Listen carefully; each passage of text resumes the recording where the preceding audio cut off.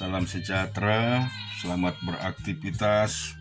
Biarlah hari ini kita selalu renungkan firman Tuhan dan kita mau baca pada saat hari ini menjadi bagian daripada kehidupan kita.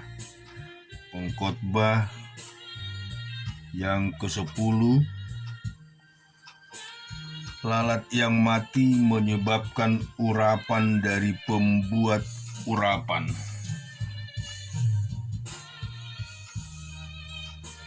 Berbau busuk demikian juga sedikit kebodohan lebih berpengaruh daripada hikmat dan kehormatan. Hati orang berhikmat menuju ke kanan, tetapi hati orang bodoh ke kiri. Juga kalau ia berjalan di lorong-lorong bodoh, itu terkumpul pikirannya, dan ia berkata kepada setiap orang itu bodoh. Jika amarah penguasa menimpa engkau, janganlah meninggalkan tempatmu, karena kesabaran mencegah kesalahan-kesalahan besar. Ada satu kejahatan yang kulihat di bawah matahari sebagai kehilapan yang berasal dari seorang penguasa. Pada banyak tempat yang tinggi didudukkan orang bodoh, sedangkan tempat yang rendah diduduki orang kaya. Aku melihat budak-budak menunggang kuda di pembesar berjalan kaki seperti budak-budak. Barang siapa menggali lubang akan jatuh ke dalamnya, dan barang siapa mendobrak tembok dan dipungut ular. Barang siapa mencegah batu akan dilukai, barang siapa membelah kayu akan dibahayakannya. Jika besi menjadi tumpul dan tidak diasah, maka orang harus memperbesar tenaga. Tetapi yang terpenting untuk berhasil adalah hikmat. Jika ular memagut sebelum mantra diucapkan, maka tukang mantra tidak akan berhasil. Perkataan mulut orang berhikmat menarik, tetapi bibir orang bodoh menelan orang itu sendiri. Awal perkataan yang keluar dari mulutnya adalah kebodohan, dan akhir bicaranya adalah kebebalan yang mencelakakan. Orang yang bodoh banyak bicaranya, meskipun orang tidak tahu apa yang akan terjadi, dan siapakah yang akan mengatakan kepadanya apa yang akan terjadi sesudah dia. Jeripaya orang bodoh melelahkan orang itu sendiri, karena ia tidak mengetahui jalan ke kota. Wahai engkau tanah, kalau rajamu seorang kanak-kanak dan pemimpin-pemimpinmu pagi-pagi sudah makan, berbahagialah engkau tanah kalau rajamu seorang yang berasal dari kaum pemuka, dan pemimpin-pemimpinmu makan pada waktunya dalam keperkasaan dan bukan dari kemabukan. Oleh karena kemalasan runtuhlah atap, dan oleh karena kelambanan tangan bocorlah rumah. Untuk tertawa orang menghidangkan makanan, anggur meringankan hidup, dan uang memungkinkan semua itu. Dalam pikiran pun janganlah engkau mengutuki raja, dan dalam kamar tidur jangan engkau mengutuki orang kaya, karena burung di udara mungkin akan menyampaikan ucapanmu, dan segala yang bersayap dapat menyampaikan apa yang kau ucapkan. Di dalam Mazmur pasal yang 110, demikianlah firman Tuhan kepada Tuanku, duduklah di sebelah kananku, sampai kubuat musuh-musuhmu menjadi tumpuan kakimu. tongkat kekuatanmu akan diulurkan Tuhan dari Sion, memerintah di antara musuhmu. Pada hari tentaramu bangsamu melekat diri untuk maju, dengan berhiaskan kekudusan dari kandungan pajar. Tampil bagimu keremajaanmu seperti embun. Tuhan telah bersumpah dan ia tidak akan menyesal. Engkau adalah imam untuk selama-lamanya menurut Melkisedek. Tuhan adalah di sebelah kananmu. Ia meremukkan raja-raja pada hari murkanya. Ia menghukum bangsa-bangsa sehingga mayat-mayat bergelimpangan. Ia meremukkan orang-orang yang menjadi kepala di negeri luas. Dari sungai di tepi jalan ia minum.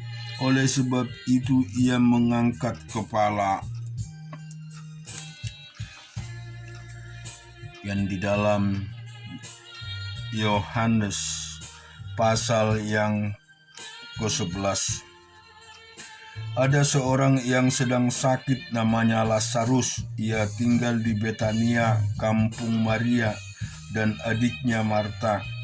Maria ialah perempuan yang pernah meminyaki kaki Tuhan dengan minyak mur dan menyekanya dengan rambutnya. Dan Lazarus yang sakit itu adalah saudaranya. Kedua perempuan itu mengirim kabar kepada Yesus. Tuhan, dia yang empunya kasihi sakit. Ketika Yesus mendengar kabar itu, ia berkata, penyakit itu tidak akan membawa kematian, tetapi akan menyatakan kemuliaan Allah, sebab oleh penyakit itu Anak Allah akan dimuliakan. Yesus memang mengasihi Marta dan kakaknya dan Lazarus. Namun setelah didengarnya bahwa Lazarus sakit, ia sengaja tinggal 2 hari lagi di tempat di mana ia berada. Tetapi sesudah itu ia berkata kepada murid-muridnya, "Mari kita kembali lagi ke Yudea." Murid-murid itu berkata kepadanya, "Rabi, baru-baru ini orang-orang Yahudi mencoba melempari engkau. Masih maukah engkau kembali ke sana?" Jawab Yesus, "Bukankah ada 12 jam dalam satu hari? Siapa yang berjalan pada siang hari, kakinya tidak terantuk karena ia melihat terang dunia itu. Tetapi jikalau seorang berjalan pada malam hari, kakinya terantuk karena terang tidak ada di dalam dirinya." Demikianlah perkataannya, dan sesudah itu ia berkata kepada mereka, "Lazarus saudara kita telah tertidur, tetapi aku pergi ke sana untuk membangunkan dia dari tidurnya." Maka kata murid-muridnya kepadanya, "Tuhan, jikalau ia tertidur, ia akan sembuh." Tetapi maksud Yesus ialah tertidur dalam arti mati. Sedang sangka mereka Yesus berkata tentang tertidur dalam arti biasa. Karena itu Yesus berkata dengan terus terang, "Lazarus sudah mati. Tetapi syukurlah aku tidak hadir pada waktu itu, sebab demikian lebih baik bagimu, supaya kamu dapat belajar percaya. Marilah kita pergi sekarang kepadanya." Lalu Thomas yang disebut Didimus berkata kepada teman-temannya, yaitu murid-murid yang lain, "Marilah kita pergi juga untuk mati bersama-sama dengan dia." Maka ketika Yesus tiba didapatinya Lazarus telah 4 hari berbaring di dalam kubur. Betania terletak dekat Yerusalem, kira-kira 2 minggu jauhnya. Di situ banyak orang Yahudi telah datang kepada Marta dan Maria untuk menghibur mereka berhubung dengan kematian saudaranya. Ketika Marta mendengar bahwa Yesus datang, ia pergi mendapatkannya, tetapi Maria tinggal di rumah. Maka kata Marta kepada Yesus, "Tuhan, Sekiranya engkau ada di sini, saudaraku pasti tidak mati. Tetapi sekarang pun aku tahu bahwa Allah akan memberikan kepadamu segala sesuatu yang engkau minta kepadanya. Kata Yesus kepada Marta, saudaramu akan bangkit. Kata Marta kepadanya, aku tahu bahwa ia akan bangkit pada waktu orang-orang bangkit pada akhir zaman. Jawab Yesus, akulah kebangkitan dan hidup.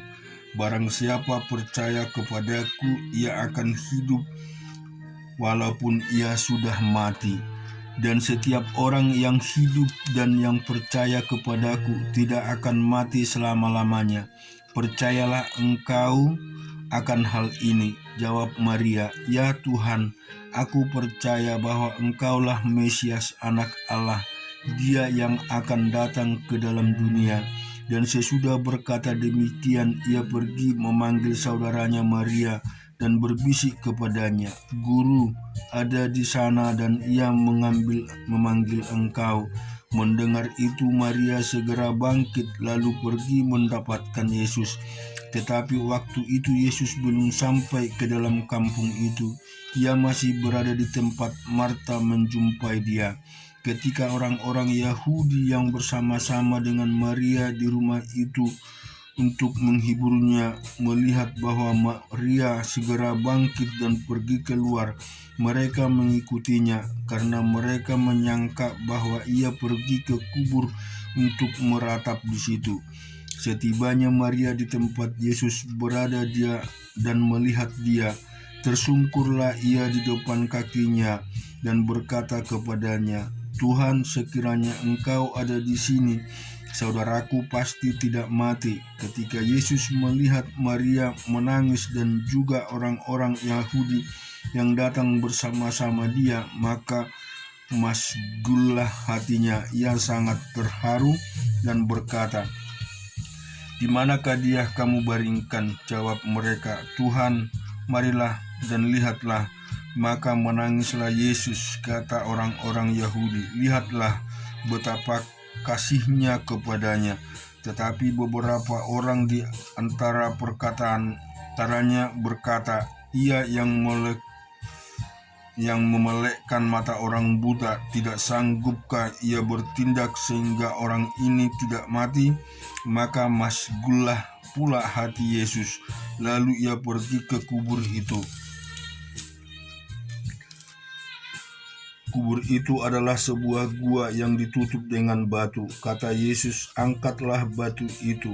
Marta, saudara orang yang meninggal itu berkata kepadanya, Tuhan itu sudah berbau sebab sudah 4 hari ia mati. Jawab Yesus, bukankah sudah kukatakan kepadamu, jikalau engkau percaya engkau akan melihat kemuliaan Allah. Maka mereka mengangkat batu itu. Lalu Yesus menengadah ke atas dan berkata, Bapa, aku mengucap syukur kepadamu karena engkau telah mendengar aku. Aku tahu bahwa engkau selalu mendengar aku, tetapi oleh karena orang banyak yang berdiri di sini mengelilingi aku mengatakannya supaya mereka percaya bahwa engkaulah yang telah mengutus aku. Dan sesudah berkata demikian berserulah ia dengan suara keras, Lazarus, marilah keluar. Orang yang telah mati itu datang keluar, kakinya dan tangannya masih terikat dengan kain kapan dan mukanya tertutup dengan kain peluh. Kata Yesus kepada mereka, bukankah kain-kain itu? Dan bukalah kain-kain itu dan biarlah ia pergi. Banyak di antara orang-orang Yahudi yang datang melawat Maria dan yang menyaksikan sendiri apa yang telah dibuat Yesus percaya kepadanya. Tetapi ada yang pergi kepada orang-orang Farisi dan menceritakan kepada mereka apa yang telah dibuat Yesus itu. Lalu imam-imam kepala dan orang-orang Farisi memanggil mahkamah agama untuk berkumpul, dan mereka berkata, apakah yang harus kita buat? Sebab orang itu membuat banyak mujizat. Apakah kita biarkan dia, maka semua orang akan percaya kepadanya, dan orang-orang Roma akan datang dan akan merampas tempat suci kita serta bangsa kita. Tetapi seorang di antara mereka, yaitu Kayafas, imam besar pada tahun itu, ia berkata kepada mereka, "Kamu tidak tahu apa-apa, dan kamu tidak insaf bahwa lebih berguna bagimu jika satu orang mati untuk bangsa kita daripada seluruh bangsa kita ini binasa." Hal itu dikatakan bukan dari dirinya sendiri, tetapi sebagai imam besar pada tahun itu, ia bernubuat bahwa Yesus akan mati untuk bangsa itu, dan bukan untuk bangsa itu saja, tetapi juga untuk mengumpulkan dan mempersatukan anak-anak Allah. Mereka sepakat untuk membunuh dia. Karena itu Yesus tidak tampil lagi di muka umum di antara orang-orang Yahudi. Ia berangkat dari situ ke daerah dekat padang gurun, ke sebuah kota yang bernama Efraim, dan di situ ia tinggal bersama-sama murid-muridnya. Pada waktu itu hari raya Paskah orang Yahudi sudah dekat. Pada waktu itu hari raya Paskah orang Yahudi sudah dekat, dan banyak orang dari negeri itu berangkat ke Yerusalem untuk menyucikan diri sebelum Paskah itu. Mereka mencari Yesus, dan sambil berdiri di dalam bait Allah, mereka berkata seorang kepada yang lain, "Bagaimana pendapatmu, akan datang jugakah ia ke pesta?" Sementara itu imam-imam kepala dan orang-orang Farisi telah memberikan perintah supaya setiap orang yang tahu di mana dia berada memberitahukan agar mereka dapat menangkapnya. Dan kita melihat kebenaran firman Tuhan di dalam Yosua yang ke-22. Lalu Yosua memanggil orang Ruben, orang Gad, dan suku Manase yang setengah itu, dan berkata kepada mereka, "Kamu telah memelihara segala yang diperintahkan kepadamu oleh Musa, hamba Tuhan itu, dan telah mendengar perkataanku dalam segala yang kuperintahkan kepadamu. Kamu tidak meninggalkan saudara-saudaramu selama waktu itu sampai sekarang, tetapi kamu serta memelihara perintah Tuhan Allahmu kepadamu. Tetapi sekarang Tuhan Allahmu telah mengaruniakan keamanan kepada saudara-saudaramu seperti yang dijanjikannya kepada mereka. Oleh sebab itu, pulanglah ke kemahmu, ke tanah milikmu yang telah diberikan kepadamu oleh Musa hamba Tuhan itu di seberang Yordan. Hanya lakukanlah dengan sangat setia perintah-perintah hukum yang diperintahkan kepadamu oleh Musa hamba Tuhan itu, yakni mengasihi Tuhan Allahmu, hidup menurut segala jalan yang ditunjukkannya, tetapi mengikut perintahnya, berpaut padanya dan berbakti kepadanya dengan segenap hatimu dan dengan segenap jiwamu." Lalu Yosua memberkati mereka dan melepaskan mereka pergi. Maka pulanglah mereka ke kemah mereka. Kepada suku Manase yang setengah telah diberikan Musa bagian mereka di Basan. Kepada suku yang setengah lagi telah diberikan Yosua bagian mereka di antara saudara-saudara mereka di sebelah barat Sungai Yordan. Lagi pula ketika Yosua melepaskan mereka pergi ke kemah mereka setelah memberkati mereka, maka ia berkata kepada mereka demikian, "Pulanglah ke kemahmu dengan kekayaan yang banyak dan dengan semangat banyak ternak, dengan perak, emas, tembaga, besi, dan dengan pakaian yang sangat banyak bagi mereka saudara-saudaramu. jarahan yang dari musuhmu itu. Maka pulanglah Bani Ruben, Bani Gad dan suku Manase yang setengah itu, dan mereka pergi meninggalkan orang Israel, keluar dari Silo di tanah Kanaan untuk pergi ke tanah Gilead, tanah milik mereka yang didiami mereka sesuai dengan titah Tuhan dengan perantaraan Musa. Ketika mereka sampai ke Gelilot pada sungai Yordan yang di tanah Kanaan, maka Bani Ruben, Bani Gad dan Bani suku Manase yang setengah itu memikirkan mesbah di sana, di tepi sungai Yordan, mesbah yang besar bangunannya. Lalu terdengarlah orang-orang Israel itu cakap orang, telah didirikan mesbah oleh Bani Ruben, Bani Gad dan suku Manase yang setengah itu. Mesbah menghadap ke tanah Kanaan di Gelilot pada sungai Yordan di sebelah wilayah orang Israel. Ketika hal itu terdengar oleh orang Israel, berkumpullah segenap umat Israel di Silo untuk maju memerangi mereka. Kemudian orang Israel mengutus kepada Bani Ruben, kepada Bani Gad dan kepada suku Manase yang setengah itu ke tanah Gilead Imam Pineas dan Eleazar, dan bersama-sama dengan dia 10 pimpinan, yakni seorang pemimpin kaum keluarga sebagai wakil tiap-tiap suku Israel, masing-masing mereka itu kepada kaum keluarganya di antara kaum-kaum orang Israel. Setelah mereka sampai kepada Bani Ruben, kepada Bani Gad dan kepada suku Manase yang setengah itu di tanah Gilead, berkatalah mereka kepada orang-orang itu demikian, beginilah kata segenap umat Tuhan, apa macam perbuatanmu yang tidak setia itu terhadap orang Israel, dengan sekarang berbalik daripada Tuhan dan mendirikan mesbah bagimu, dengan memberontak terhadap Tuhan pada hari ini.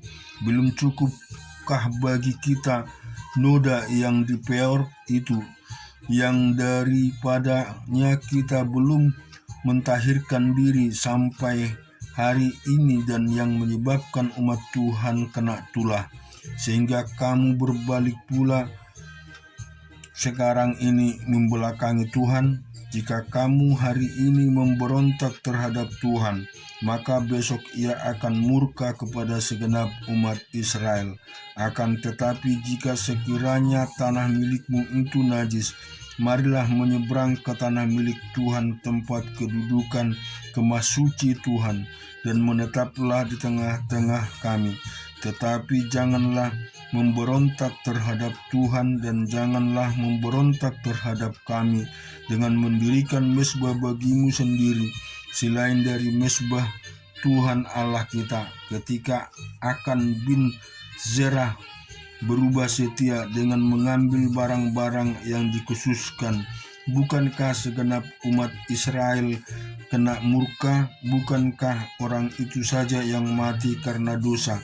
Lalu jawab Bani Ruben, Bani Gad dan suku Manase yang setengah itu, katanya kepada para kepala kaum-kaum orang Israel, Allah segala Allah, Tuhan Allah segala Allah, Tuhan dialah yang mengetahui, dan patutlah orang Israel mengetahui juga, jika sekiranya hal ini terjadi dengan maksud memberontak atau dengan maksud berubah setia terhadap Tuhan, biarlah jangan Tuhan selamatkan kami pada hari ini. Jika sekiranya kami mendirikan mesbah untuk berbalik daripada Tuhan, untuk mempersembahkan korban bakaran dan korban sajian di atasnya, serta korban keselamatan di atasnya, biarlah Tuhan sendiri yang menuntut balas dendam kami. Tetapi sesungguhnya kami telah melakukan karena cemas, sebab pikir kami, di kemudian hari anak-anak kamu mungkin berkata kepada anak-anak kami demikian, apakah sangkut pautmu dengan Tuhan Allah Israel? Bukankah Tuhan telah menentukan sungai Yordan sebagai batas antara kami dan kamu, hai orang Bani Ruben dan Bani Gad. Kami tidak mempunyai bagian akan Tuhan. Demikian mungkin anak-anak kami berhenti daripada takut akan Tuhan. Sebab itu kata kami, biarlah kita dirikan mezbah itu bagi kita, bukanlah untuk korban bakaran dan bukanlah untuk korban sembelihan, tetapi supaya mezbah itu menjadi saksi antara kami dan kamu dan antara keturunan kita kemudian, bahwa kami tetap beribadah kepada Tuhan di hadapannya dengan korban sembelihan dan korban keselamatan kami. Jadi tidaklah mungkin anak-anak kamu di kemudian hari berkata kepada anak-anak kami, kamu tidak mempunyai bagian pada Tuhan. Lagi kata kami, apabila di kemudian hari demikian dikatakan mereka kepada kita dan kepada keturunan kita, maka kita akan berkata, tengoklah bangunan tiruan mezbah Tuhan itu yang telah dibuat oleh nenek moyang kami, bukan untuk korban bakaran dan bukan untuk korban sembelihan, tetapi mezbah itu menjadi saksi antara kami dan kamu. Jauhlah daripada kami untuk berontak terhadap Tuhan dan untuk berbalik daripada Tuhan pada hari ini dengan mendirikan mezbah untuk korban bakaran, korban sajian atau korban sembelihan, mezbah yang bukan mezbah Tuhan Allah kita yang ada di depan kemah sucinya.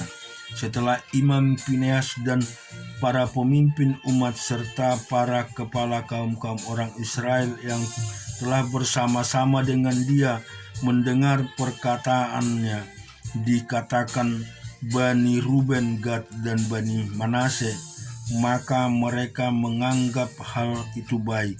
Kemudian berkatalah Imam Pinehas bin Eliaser kepada Bani Ruben, Bani Gad, dan Bani Manase, sekarang tahulah kami bahwa Tuhan di tengah-tengah kita, sebab tidaklah kamu berubah setia terhadap Tuhan. Dengan demikian kamu telah melepaskan orang Israel dari hukum Tuhan. Sesudah itu Imam Pinehas bin Eliaser serta para pemimpin itu meninggalkan Bani Ruben dan Bani Gad di tanah Gilead, pulang ke Kanaan kepada orang Israel. Lalu disampaikanlah berita itu kepada mereka. Hal itu dipandang baik oleh orang Israel, sehingga orang Israel memuji Allah dan tidak lagi berkata hendak maju memerangi mereka untuk memusnahkan negeri yang didiami oleh Ruben dan Bani Gad itu. Dan Bani Ruben dan Bani Gad menamai mezbah itu saksi, karena inilah saksi antara kita bahwa Tuhan itulah Allah. Puji dan syukur kepada Tuhan. Biarlah kita melihat selalu kebaikan dan kebenaran yang Tuhan berikan, karena Tuhan itulah kebangkitan dan hidup. Jika kita selalu percaya kepada Tuhan kita Yesus Kristus, bahwa Ia adalah Allah yang hidup, itulah yang akan menghidupkan kehidupan kita dan itulah akan memberikan hidup yang luar biasa di tengah-tengah kehidupan kita. Amin. Tuhan memberkati.